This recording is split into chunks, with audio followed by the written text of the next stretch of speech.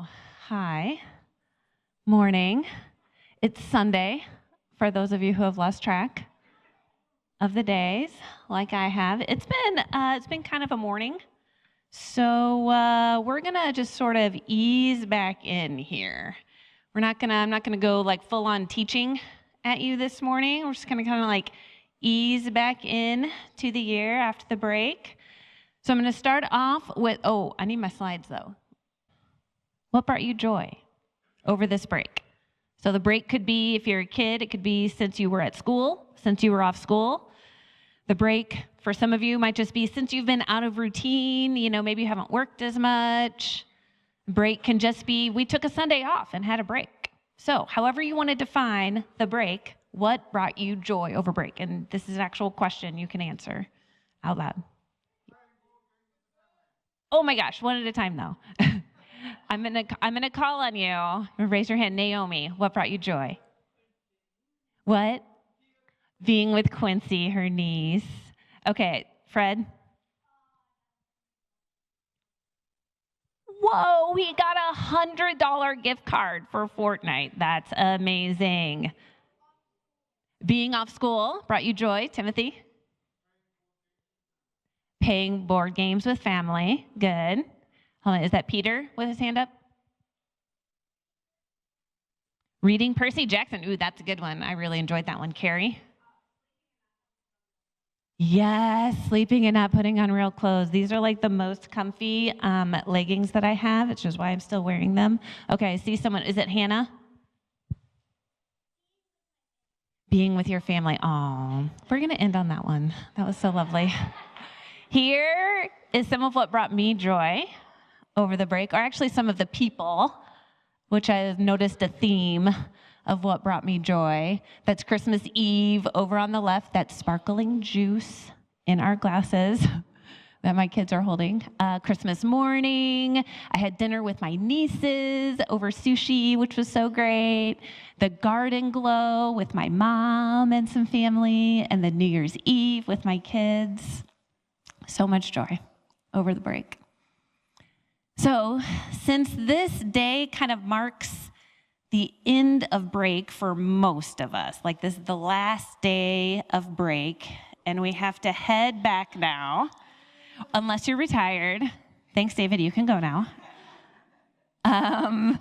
If this is the end of your break, and you're going back tomorrow or this week, how are you feeling? Heading back. Boo. Okay, is anyone excited? Is anyone excited to be back in routine? Okay, a few.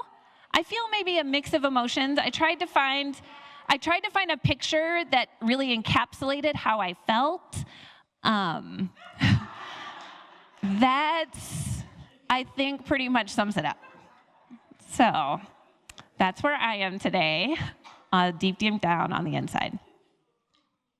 So, kids, here's what I want you to do. And also, grown-ups, you can do this too, but we're going to use these kind of later on. The cardstock that you have, it's just a blank sheet of cardstock. There's some crayons sitting around. Here's what I want you to do with it, especially the kids, so you have something to do while maybe you might get a little bored with me teaching. Maybe not, but maybe. Draw a line down the middle of your sheet. Adults, you can do this too, although we will have some dedicated time to kind of focus in on it later. But maybe you'll be bored while I'm talking too, I don't know. So draw a line down the middle, and then on one side, write good at the top, and then on the other side, write hard. And here's what I want you to think about, kids, while I'm talking, is think about your break. And remember your break from the time that it started until now. And on the one side that says good, I want you to think about, just a few things, maybe one, maybe a few, that you just really loved, that were really great about your break. Things that brought you joy, things you're especially grateful for, times where you just felt really loved or excited, all the good stuff. And just draw a picture, write it down, jot it down, whatever. And on the other side, where it says hard, Because probably wasn't all good. I mean, maybe it was mostly good, it'd be great, but there were probably some hard things too. Maybe some times where you felt bored or frustrated or angry about something. And jot a few of those things down too. As you remember, just as you go back and remember, you can draw a picture, write down a few notes. And grown-ups, you can feel free to do that too. While I'm talking, just as you think of things, just jot them down, and then we're going to use those later on in the teaching. Okay? So, here's what we're doing. Given that this is a transition point, right? We're all just coming off of break, and we're like launching back into real life tomorrow. We're going to kind of ease on in, and we're just going to spend a little bit of time reflecting this morning, reflecting back on our break as a way to kind of see where God was with us. Because regardless of the break you had, maybe it was super restful and great. Mine was like not as restful this year. I was like kind of grumpy about it too. But you know what? Regardless of what your break was like, God was there with you. And so we're going to spend a little bit of time just looking back and seeing where God was with us in our break.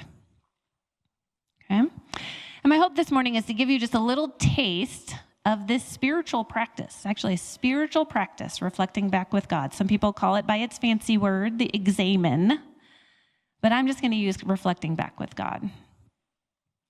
And we're going to do just a little taste of it this morning, but with the constraint of time and, a mixed audience of kids with us and all of that. We're not going to do a super deep dive, but I am also hosting a personal reflection mini retreat where I'm going to host a space for a few hours this coming Saturday. It's going to be in the afternoon, where we're going to do just a deeper dive into this and look and reflect back on all of 2026, or 2025. Can't look back on 2026 yet. We're going to look back on 2025, where God was with you in 2025, how he was working, what he was doing in you, how he was working through you. And then we're going to spend a little bit of time then looking ahead to 2026. What are some of his invitations to you this year? So if that is interesting to you and you would like to join us, I would love to have you. Do sign up. Let me know if you're coming so I know how many to expect. And also, if you can't make it, but you're interested in doing that, doing a personal reflection on 2025 and looking ahead to 2026, go ahead and go to the sign-up sheet anywhere. There's a checkbox on there. You can just let me know, hey, I can't make it, but would you send me the resource so I can do it on my own? And I'll send it to you. Okay. So, here we go. Reflecting back with God. So I'm just going to talk a little bit about it, and then we're going to do some of it. So, why is this considered a spiritual practice? That's kind of where I'm starting from today. Because a lot of people reflect back this time of year. A lot of people, there's a million ways to do it, actually. A lot of people this time of year get kind of introspective. How did last year go? Looking ahead to 2026, looking ahead to the new year, new year, new you. It seems to be pretty focused on self-improvement, right? So resolutions, how can I do better? Looking back at all the ways you kind of didn't do great in 2025, and you're like, okay, I'm going to do better this year. That's not what this is. That's not the spiritual practice of reflecting back with God, because it misses this key ingredient, the with God part of it. This spiritual practice of reflecting back with God is not actually about self-improvement. It's not about setting goals, not about making resolutions. What it is about is letting God guide us in looking back over our recent past. A lot of people do it daily. And letting him reveal to us where he was with us. So that as we continue to look back with him and we see, and he reveals to us, hey, here are these moments where I was working in you. Here were these moments where I was inviting you into something. Here are these moments where, wow, look, you came alive in this thing. We start to get a handle on our inner spirit, where God communicates with us deep down, where he's working in us, how he's working in us, so that in the present, we can become more aware of what he's doing presently with us right now in the moment. And it is an incredible tool to be able to clue in and to hear him better for these decisions that we're making, for discernment for the future. When we're asking God, what should I do? We've learned to see where he was already working. And we've learned, okay, this is kind of how I get a feel for how he's working in me in the present. And so then it's a whole lot easier to hear him when you ask him, what do you want me to do with this thing? Discernment for the future kind of paves the way into it. And I've had kind of a rocky history with this practice, with the examen.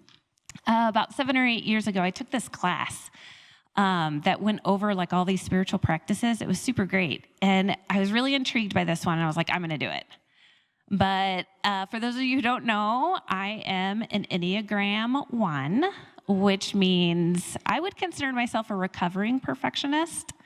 But 7 or 8 years ago, I was less recovered as a perfectionist. And so the way I approached the examen, the daily examen, reflecting back on the previous day with God, it really was sort of like this witch hunt for all of my faults. So okay, I'm going to sit down, I'm going to look at my past day, and I'm going to name all of the things that I did wrong, all of the things where all of the ways I fell short. And oh yeah, maybe God will point out a couple things I did okay too. And then really, that's not that enjoyable, as it turns out. And after a while, what it kind of turned into, really on my good days at best, what it turned into was sort of grading my day. I would give myself a grade, literally. Okay, well, this is how much I messed up. But then, I did these things, I nailed that. That was really good. So, maybe it was a B. So I was okay, it was a B. So once I got to the point where I was consistently grading my day, and anything C or below was well, I kind of felt bad about that. That day sucked. I'm going to do better next time. I'm going to do better. And then anything B and above, I'm okay, yeah, that was pretty good. Yeah, I'm doing all right. And then that's when God put the kibosh down on it. He was okay, nope, that is not actually what this practice is about, Emily, and I'm going to need you to just set that down. And this is just not going to be the practice for you in this season. And so my conclusion from that experience with trying the examen and it just not going well, and God literally asking me to stop and put it down, I just concluded, well, this is not the practice for me. This is just not going to be for me. I'm never going to have to do this. And then a few years ago, when a small group of us on the LSAT started feeling led by God to learn how to pursue his will together, to discern what God was saying about where he was inviting us as in us, to hear that together, all of a sudden, this practice became really important again. And I had to pick it back up and start wrestling with it again. And I realized as I started doing it again and wrestling with it again and incorporating it back into a practice in my life, I had forgotten this critical element when I started out. The with God. I had turned the practice into a self-reflection. I had turned it into something, classic me, that I was going to control and I was going to do right and I was going to do myself. And I was going to give myself a grade, and I forgot the with God part, to let God reveal himself to me in it. And here's what I have learned in picking this back up and doing this pretty much daily for the last couple of years is that when you can see God at work in your past, in your recent past, when he reveals to you where he was working in you and through you, what that does is it teaches you and it enables you to participate more fully with him in the present, and it helps you to hear him more clearly for what you're discerning about for your future.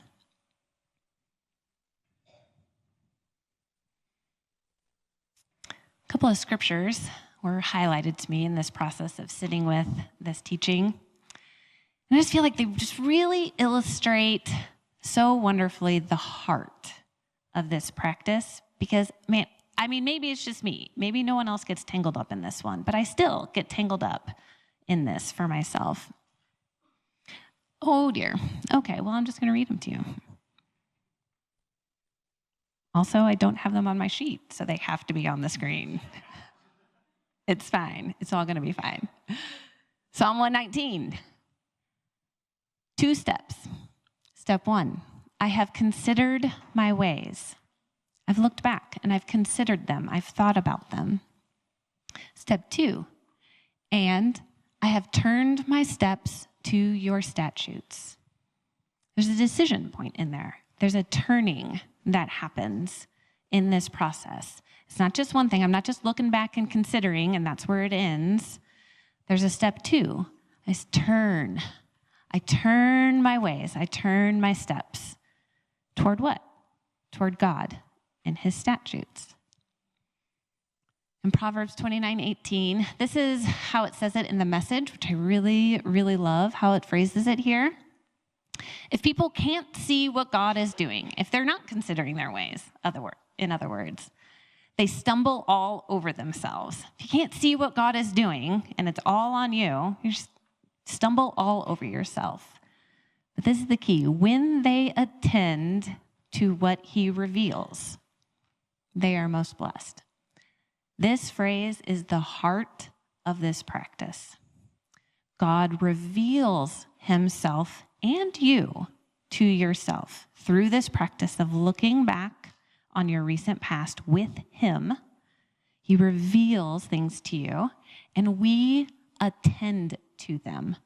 We look at them. We pay attention to them. We participate with what he's revealing. And something that was really intriguing to me about both of these passages was that the different translations of the Bible, I always kind of look them up in different translations to see how they're translated. Every single translation for both of these verses, every single translation is different, uses different words. The heart of it is the same, but they use different words for the original words that were used in the Bible. And here's why that was intriguing to me, is because what it speaks to me is that there is some real depth to this practice. What looks simple on the surface, step 1, I consider my ways. Step 2, I turn toward God's statutes. Okay, that seems pretty simple. But there's some depth here that our words have trouble capturing. And so each of the Bible translators chose different words to kind of highlight different aspects of the depth of this practice. Because what's happening in this practice is that God is revealing our depths to us, our inner spirits, the movements of our inner selves, where we live up here in our heads. He reveals what's below the surface. And I'm just going to look at Psalm 119, some of the different translations of this. I've turned my steps to your statutes. There's 3 different translations use 3 different words for what the NIV calls statutes. I really like the first one. I have thought about the way that I live, and I have decided to return to your teaching. to turn. It's not just statutes, it's not just laws that are written down. It's what God is teaching us from that, from his law, from his statutes. When I think of your ways, I turn my feet to your decrees. That's something he speaks. It's not something that's just written. It's something he speaks to us. He's revealing. When I think on my ways, I turn my feet to your testimonies. Testimony goes even deeper. That's evidence. That's something that's like testifying with your spirit, the Holy Spirit testifying with your spirit in this process of looking back. And then the underlying things, this was like wild to me. Like when I think of your ways, and then the ESV says, when I think on my ways. Well, which is it? Are we thinking on your ways, God, or are we thinking on my ways? And it's both. It's both. We're looking at our ways. I'm looking at my way of doing things and how that aligns or doesn't align with his ways. And so the translators translate it both ways. Very intriguing to me.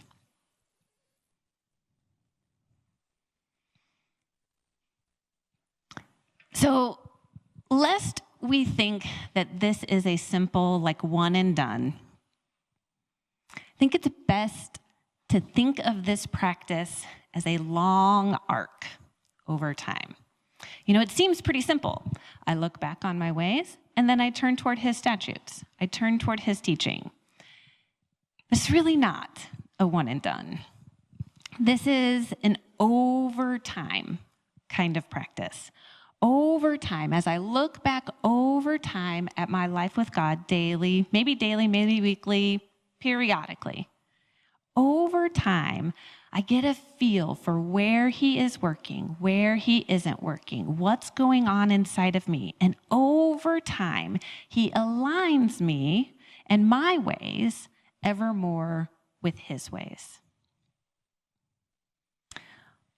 But like anything that is a spiritual practice, it's called a spiritual practice because you actually have to practice it to get better at it, to get good at it. So that's what we're going to spend some time doing now. We're going to practice it together. So this, oh dear, okay, that's going to be fine. So this is where your sheets come back into play. So pull out your sheets. Maybe you've written some stuff down. Maybe you haven't yet. That's okay, either way. But get those sheets back out because we're going to use them. And if you haven't done this yet, drawn the line down the middle and written good on one side, hard on the other. We're going to use these.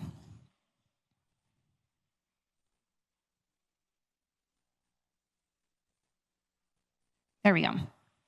And I'm just going to sort of walk you through the steps that we're going to take. There's like hundreds of ways to do an examen, to do this reflecting back with God. And I've sort of condensed down an examen, a daily examen, and we're going to do the reflecting back on the time period of Christmas break. So whatever Christmas break means to you, again, kids, that can be since you've been off school, youth, since you've been off school, maybe you've been out of work, we've just taken a Sunday off. However you would define Christmas break, that's the time period that we're going to look back on together. And I've condensed it down into 4 steps. The first step I'm going to walk us all through, just centering on God. He's here with us, like we prayed in the beginning, and we're just going to take some time to really settle ourselves, settle into our bodies, and focus on him. And then we're each going to ask him specifically to guide us. God, would you guide me? Would you highlight things as I'm remembering my Christmas break? And then we're going to remember 2 times. Our first remembering is going to be the good stuff. So we're going to, with God's help, we're going to remember our Christmas break from beginning to end. It can be chronological. It doesn't have to be. But you're just going to remember it. And you're going to ask God to highlight some times that especially brought you joy. Some times that you were really grateful for. Maybe times when you noticed, man, I just feel so loved. I feel so connected with God. And then you're going to write it down. Write it down, draw a picture on the good side. And then the second remembering is the hard stuff. We're going to remember it again, kind of go through it again, like see it like a movie in your mind. and ask God to highlight some things that were hard, things that were not so great, times when maybe you weren't your best self, times when you felt especially not connected to God. And then you're going to write that stuff down. And then after that, we're just simply going to look at both sides of the sheet together with God and ask him, what do you want me to know? And then wait and listen for anything that he wants to say to you. Maybe there are some themes he wants to draw out. Maybe there's some connections between the two sides. I don't know. That's between you and God. And we're just going to sit and we're going to wait. So, sound good? Are we ready? Yeah? I mean, there's like one person nodding, so that's good. I take that as a good sign. Okay, and kids, you too. You guys, I absolutely want you to do this with us. Okay, so everybody got your sheet? You ready? Okay, let's all settle in. So I would like you to close your eyes.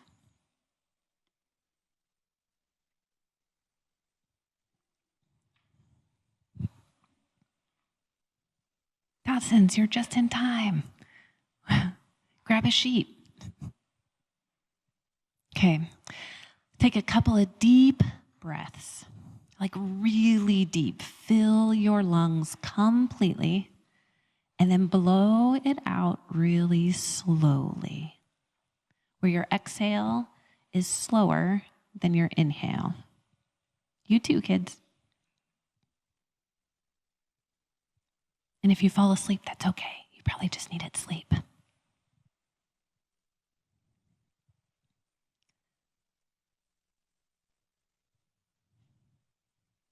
And as your breathing returns to normal, just sort of take notice of your body, your physical body.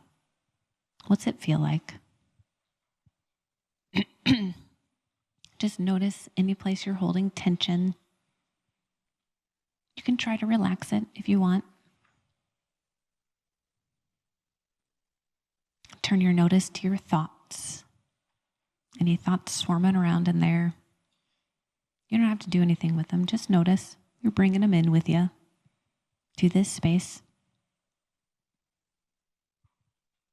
And then any feelings that are, bubbling under the surface, just take notice of them.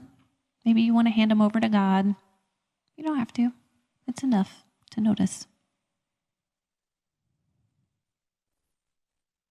This is where you are. And this is where God will meet with you. And so from this place, just turn your notice towards God. He is here with you already. And just ask him, God, would you guide me through these rememberings, through this review of my break?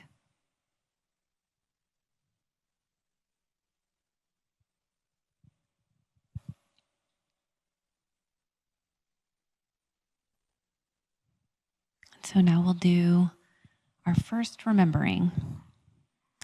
And ask God to highlight to you. I have prompts on the screen if you need them. Ask God to highlight to you a few things you're grateful for from your break as you're reviewing it. Maybe you can ask, when did you have the deepest sense of connection with God, others, and yourself? In what moments did you feel most alive, most yourself? Or you can think of it in terms of fruits of the Spirit. What were times you experienced an increase of the fruits of the Spirit? And I have them listed up there if you don't have the song in your head. So just take about a minute.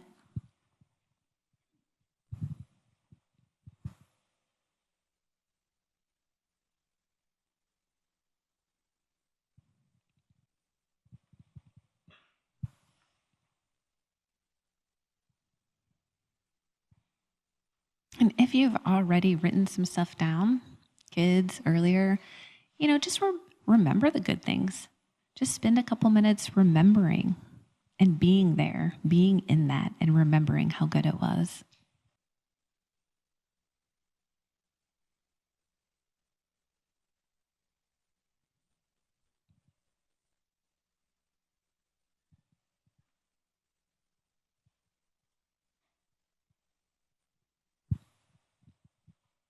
Okay, this is going to be super fast for some of you, and you're not ready to move on, but you can come back to this later too. God will still be there. But we're going to move on to this second remembering. And in this remembering, as you review your Christmas break again, ask God, let God highlight to you, reveal to you some things that were difficult or frustrating or awkward. When did your connection with God, others, or yourself seem absent? In what moments did you feel least alive or least like yourself? What were times you experienced an absence of the fruits of the Spirit? And I have them listed up there, if that helps.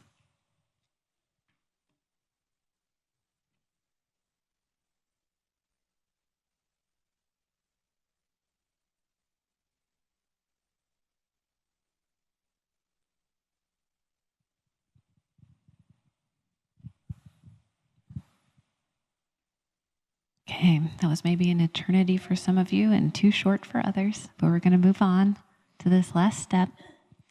So now look at both sides of your sheet of paper with God and just ask him, God, what do you want me to know? And then wait for his response. Don't fill in your own judgments.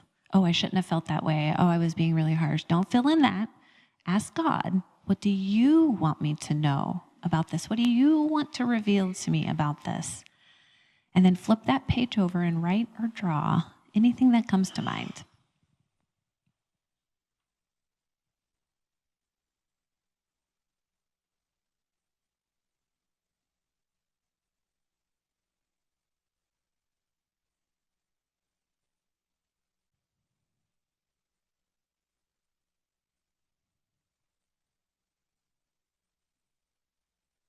Okay, that's it. You did it. You did an examen. Great job, everyone. I do have an invitation for us, and the worship team can come up. So from here, regardless of how this experience went for you, maybe God downloaded this huge thing and it was amazing. Or maybe you were like, I don't think I'm doing it right. I don't really feel like I heard anything. All of those and everything in between, totally valid. And here's the deal. Even if you felt like it didn't work and God didn't say anything, God can still use it.